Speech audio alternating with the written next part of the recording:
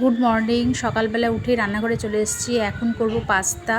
আর কীভাবে পাস্তাটা করছি দেখো। প্রথমে কড়াই বসিয়ে দিয়েছি, তাতে দিয়েছি সাদা তেল গরম করতে। আর এখানে কেটে নিয়েছি পেঁয়াজ কুচিয়ে নিয়েছি, রসুন কুচি, টমেটো কুচি আর লঙ্কা কুচি। আর তেলটা এখন গরম হয়ে গেছে। এবার এর মধ্যে সব কাটা সবজিগুলো সব দিয়ে দিয়েছি, দিয়ে একটুখানি লাল লাল মতো করে ভেজে নেব। তারপরে সেদ্ধ করা সমস্ত মানে পাস্তা আমি পাশে সেদ্ধ করে রেখেছিলাম, তো সেগুলো আমি ওতে দিয়ে দেব।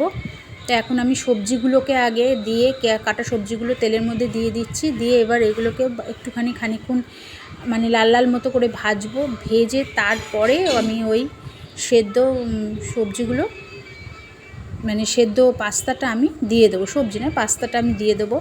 আর আমি তো মানে ভেজ পাস্তা করি না, আমি করি হলো মানে সস দিয়ে পাস্তা করি।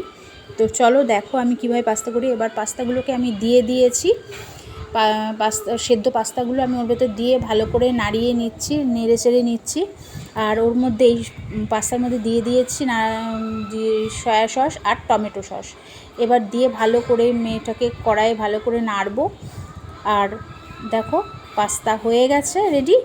আর এই পাস্তা করতে বেশি সময়ও লাগে না, আর খেতেও খুব টেস্টি হয়। আমার মেয়ে তো খুব ভালোবাসে।